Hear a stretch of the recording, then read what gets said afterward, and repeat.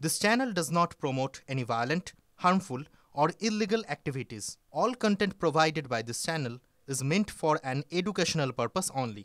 মেদিনীপুরে বালি ব্যবসায়ীর বাড়িতে টাকার পাহাড়। বালি ব্যবসায়ী সৌরভ রায়ের বাড়ি থেকে উদ্ধার হয়েছে 64 লক্ষ নগদ টাকা। বেশ কয়েকটি মোবাইল ফোন বাজেয়াপ্ত করেছে ইডি। উদ্ধার হওয়ার নথিতেও অসঙ্গতি রয়েছে, এমনটাই ইডি সূত্রে খবর। আমি কথা বলবো দেবব্রত আমাদের প্রতিনিধির সঙ্গে। দেবব্রত, যা যা জিনিস পাওয়া গিয়েছে, মানে এর মধ্যে আরো কি কিছু মিসিং লিংক রয়েছে?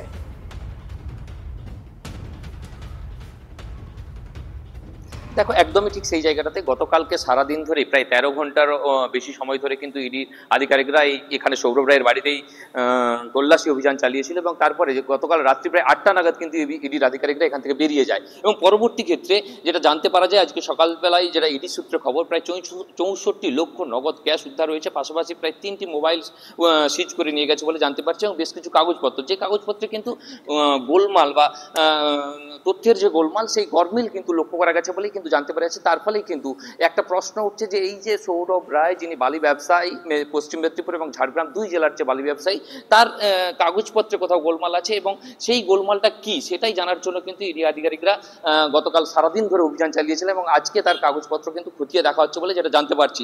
ইতিমধ্যে আমরা কিন্তু এসে পৌঁছেছিলাম সেই সৌরভ রায়ের বাড়িতে, যেখানে গতকালকে ইডি আধিকারিকরা কিন্তু অভিযান চালিয়েছিল। আজকে এলাকা পুরোপুরি শুনশান। যদি আমরা বাড়ির কাছে গিয়েছিলাম, বাড়ির লোকের সাথে কথা বলার চেষ্টা করেছিলাম, বাড়ি কিন্তু গেট আজকেও কিন্তু তালা বন্ধ, বাড়ির কারোর সাথে কোনো কথা বলা। তুমি নজর রাখো দেবব্রত, ধন্যবাদ।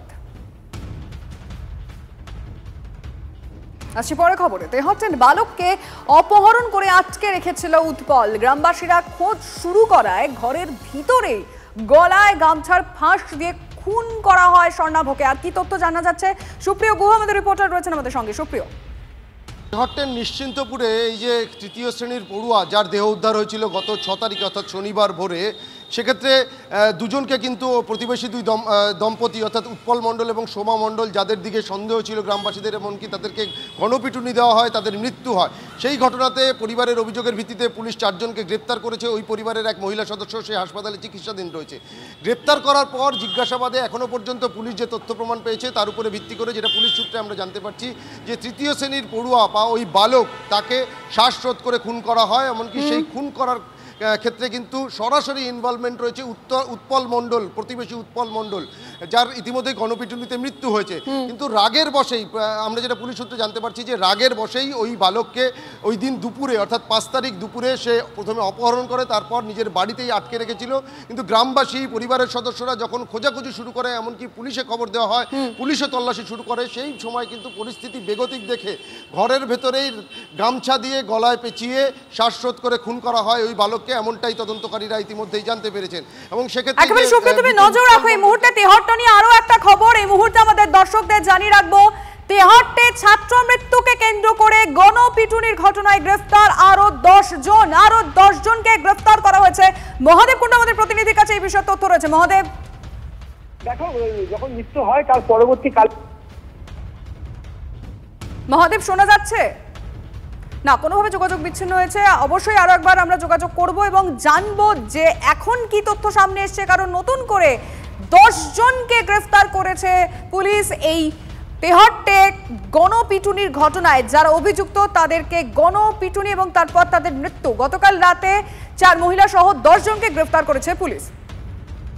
মহাদেব, একদম, দেখো, প্রথম দিকে কিন্তু ওই ছাত্র মৃত্যুর ঘটনায় কিন্তু গ্রেপ্তার করা হয়েছিল 4 জনকে এবং একজন আশঙ্কাজনক অবস্থায় আসলে চিকিৎসাধীন। এরই মধ্যে পুলিশ গত একদিন আগে কিন্তু একজনকে গ্রেপ্তার করে এই গণপিটুনির ঘটনায়। কারণ ছাত্র মৃত্যুর পর যাদের বিরুদ্ধে অভিযোগ উঠেছিল বা অভিযুক্তকে নিয়ে এসে তাদেরকে বাড়ির সামনে বেধড়ক মারধর করা হয় আর তাতেই মৃত্যু হয় এক দম্পতি। সেই ঘটনায় পুলিশ সর্বপরিণত মামলা রুজু করেছিল এবং মামলা রুজু করে প্রায় 200 জনের বেশি নামে অভিযোগ তালিকায় রয়েছে। তাদের মধ্যে থেকে এখনো পর্যন্ত 13 জনকে গ্রেপ্তার করা হয়েছে। অর্থাৎ গতকাল রাতে 10 জনকে গ্রেপ্তার করা হয়েছে, যার মধ্যে মহিলারাও রয়েছেন। কারণ ওই মারামারি ঘটনার সময় মহিলা পুরুষ নির্বিশেষে তাদের উপর নির্মম অত্যাচার এবং মারধর করা হয় বলে পুলিশ সূত্রে জানা যায়। যে কারণে একাধিক এই 200 জনের নামের তালিকা থেকে একে কিন্তু অভিযুক্তদের গ্রেপ্তার করা হচ্ছে এবং এই ঘটনার পরই কিন্তু এলাকা শুনশান। বুঝতে পারছি, তুমি নজর রাখো মহাদেব। এবার আরিয়া দহেত্রাস জয়ন্ত সিং এর শাগরেদকে পাল্টা মার, হুমকি দেওয়ার অভিযোগে জয়ন্তের অনুগামীকে বেধড়ক মার। অভিযোগ জয়ন্তের বিরুদ্ধে সাক্ষী বিমল পাঁজা ও তার পরিবারের সদস্যদের বিরুদ্ধে। সিসি ক্যামেরার ফুটেজ ভাইরাল হতেই গ্রেফতার বিমল পাঁজা।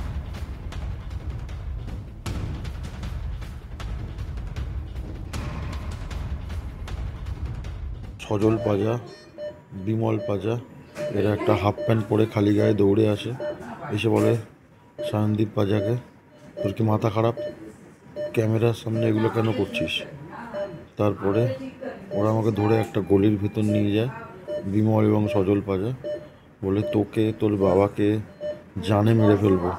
বন্দুকের বাট দিয়ে আমাকে মারে, লোহার কিছু দিয়ে মাথায় মারে, মেয়ে বলে তোকে ছাড়বো না, তোকে কী করতে হয় আমরা সব জানি, তোর কোন বাবা আছে তাকে ডেকে নিয়ে আমরা বুঝে নেব, আমরা কাউকে ভয় পাই না, পুলিশ কিচ্ছু করতে পারবে না, আমরা সব কিছু ব্যবস্থা করেই তোকে আজকে ধরেছি। চরম আতঙ্কিত। আমি চাই পুলিশ প্রশাসন যেন এই বিমল পাঁজা, সজল পাঁজা, সায়নদীপ পাঁজা এদের এগেনস্টে সঠিক অ্যাকশন নেয়। আগের বারেও এই সুশোভন সরকেল ফেসবুক লাইভ করে থ্রেট করেছিল, পান্না সেন হুমকি দিয়েছিল। ঠিক সেমভাবে কালকে আবার এসে 3-4 জন মিলে বাইকে করে এসে এই এলাকায় দাঁড়িয়ে অশ্লীলভাবে গালাগালি হুমকি দিচ্ছে। তারপর যা হোক বাকিজন পালিয়েছে, একজন ধরা পড়েছে, পুলিশের হাতে তুলেও দেওয়া হয়েছে তাকে। সব জয়ন্ত সিংয়ের লোক। এখন জয়ন্ত সিং যে দিচ্ছে এদের বলছে যাতে আমাদের সাক্ষীদের দমানো যায়, সাক্ষীদের দমাতে পারলে তাহলে জয়ন্ত সিং বেরোবে।